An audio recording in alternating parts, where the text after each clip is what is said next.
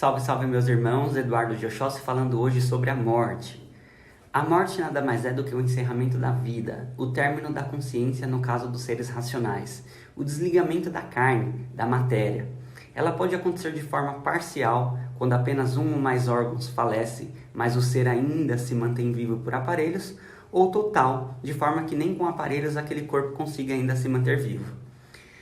Desde o dia em que nascemos, já estamos morrendo. Em outras palavras, o nosso cabelo, a nossa pele, os nossos ossos, as nossas células já estão sendo desenvolvidas dia a dia rumo ao envelhecimento, consequentemente um dia rumo à morte. A morte pode chegar de diversas maneiras em nossas vidas. Existe aquela morte que eu chamo de morte natural, que é aquela onde o corpo para de funcionar porque já atingiu seu tempo útil, o seu tempo de funcionamento. E, portanto, os seus órgãos encontram-se desgastados e começam a falhar. É o caso, por exemplo, quando alguém morre dormindo de velhice em uma cama. Existe ainda a chegada da morte antecipada, que é aquela onde nós mesmos vamos reduzindo o nosso tempo de vida útil aqui na Terra em função de maus hábitos alimentares, de saúde, ou por levar uma vida sedentária, ou pelo abuso de drogas lícitas e ilícitas, por negligências de questões de saúde, com a nossa própria saúde ou até mesmo a falta de prevenção. No Espiritismo, isso pode ser associado a uma espécie de suicídio inconsciente.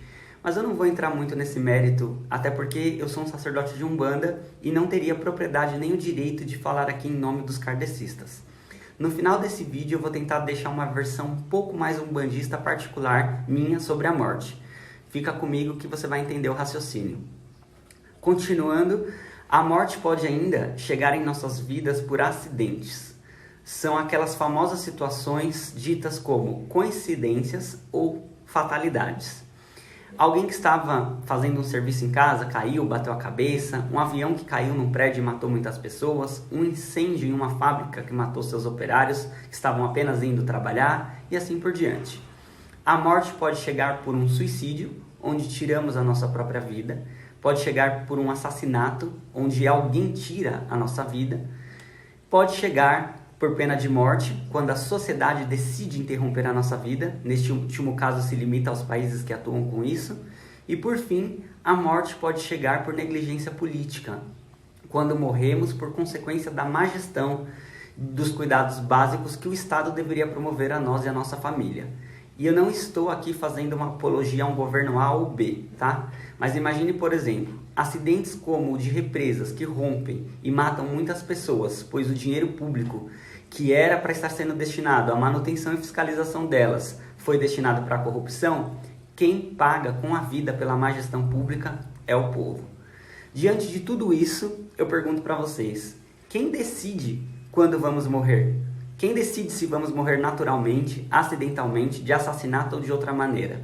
O quanto da morte de fato é parte do nosso livre-arbítrio e o quanto da morte é parte de pré-determinação espiritual ou de terceiros que querem decidir sobre a nossa vida.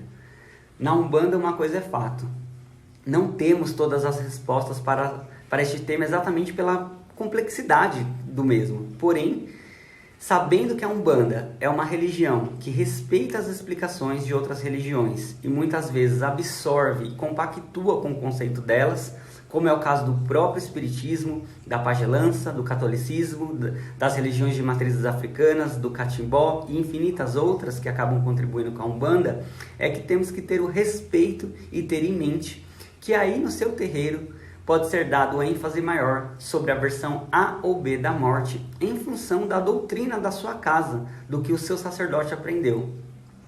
Antigamente, na época das cavernas, não tínhamos eventos fúnebres, rituais fúnebres. Morreu.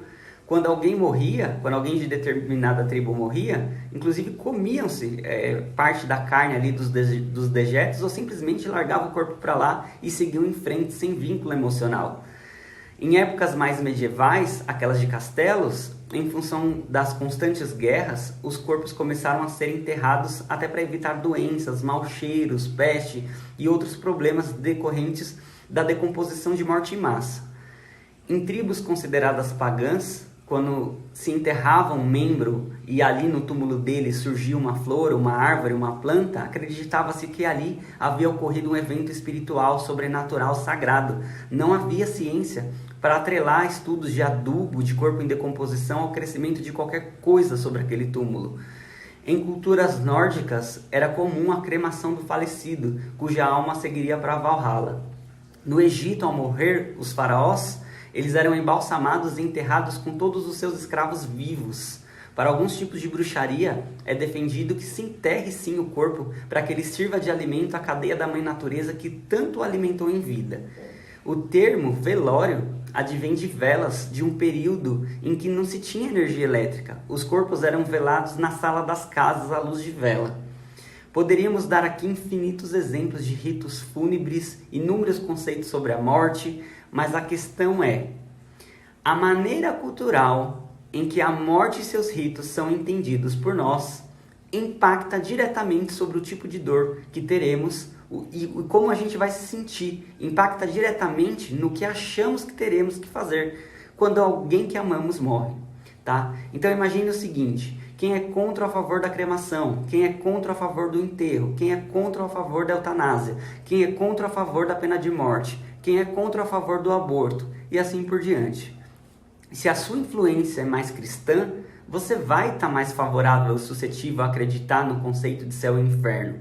Se a sua influência é espírita, faz todo sentido para você o conceito de umbral. Se a tua influência é do candomblé, você vai considerar muito os conceitos e cuidados de Baba Yaga e dos cuidados com a ancestralidade. Se você é evangélico, você provavelmente vai acreditar que o espírito fica lá dormindo enquanto espera a volta de Cristo, entende? Todavia, uma coisa parece ser comum para todo tipo de umbanda: a possibilidade de não ter necessariamente que reencarnar, e sim, de repente, ser encaminhado para alguma falange, por exemplo. Eu morri e não venho mais, mas agora eu virei um Exu, vou trabalhar como Exu. Isso mesmo. Quantas vezes você não ouviu de um guia que ele estava ali para cumprir a missão dele? Partindo de todas essas provocações e possibilidades, eu digo que está longe da Umbanda, que é uma banda só, que abre espaço para diferentes religiões, dizer que o jeito A ou B sobre a morte é o mais correto. Eu vou citar aqui uma interpretação do Alan Barbieri que eu achei fantástica sobre o tema e tenho ensinado os meus filhos a pensar dessa maneira.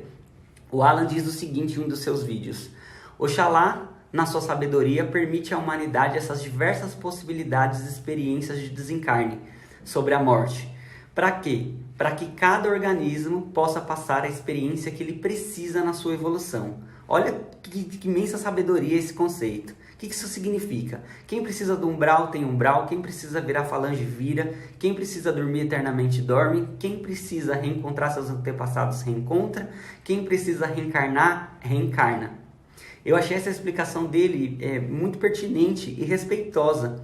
Independente de quem realmente saiba ou esteja certo sobre o que acontece quando alguém morre ou por que morremos naquela hora, uma coisa todos sabemos: de um jeito ou de outro, todos nós teremos essa experiência de morte um dia, e como umbandista, temos que nos aproximar um pouco mais desse assunto. Não é à toa que temos o Senhor Omulu e nosso panteão de orixás. Que o Omulu nos ajude, inclusive, a evoluir sobre o que significa encerrar o ciclo da vida. A morte, ela é rápida, mas ela não é tão fácil de ser explicada. Vamos pensar sobre tudo isso. Axé.